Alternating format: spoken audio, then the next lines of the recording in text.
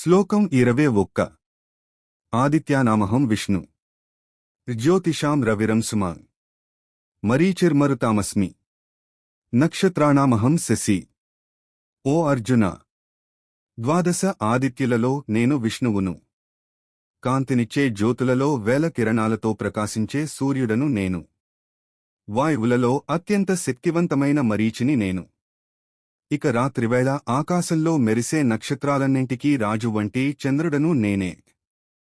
ముఖ్యగమనిక: ఇక్కడ భగవంతుడు ప్రతి సమూహంలోనూ ఉన్న అత్యున్నతమైన లేదా అత్యంత ప్రకాశవంతమైన శక్తి తానే అని చెబుతున్నారు.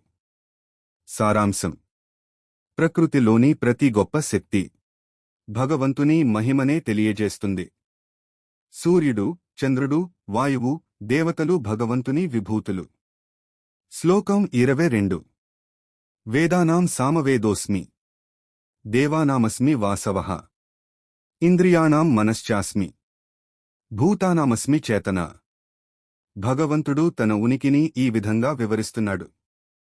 సామవేదం, వేదాలన్నింటిలో గానయోగ్యమైనది, వినసొంపుగా ఉండేది సామవేదం.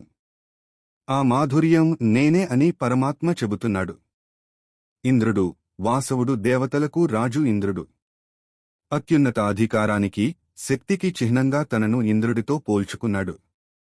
మనస్సు: మన శరీరంలోని 5 జ్ఞానేంద్రియాలను కళ్ళు, చెవులు, ముక్కు, నాలుక, చర్మం నియంత్రించేది మనస్సు. మనస్సు లేకపోతే ఇంద్రియాలు పనిచేయవు. అందుకే ఇంద్రియాలలో నేను మనస్సును అని కృష్ణుడు అన్నాడు. చేతన, చైతన్యం జీవమున్న ప్రతి ప్రాణిలో కదలికకు, తెలివితేటలకు కారణమైన ప్రాణశక్తి లేదా చైతన్యం నేనే అని ఆయన సందేశం. విశేషం: ఏ వస్తువులోనైతే శక్తి, ప్రాముఖ్యత, అందం లేదా చైతన్యం ఎక్కువగా ఉంటుందో అది తన విభూతి అని అర్థం చేసుకోవాలి.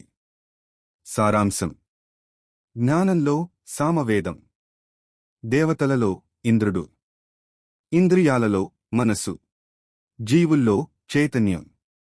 ఈ నాలుగింటిలోనూ భగవంతుని విభూతి ప్రకాశిస్తోంది.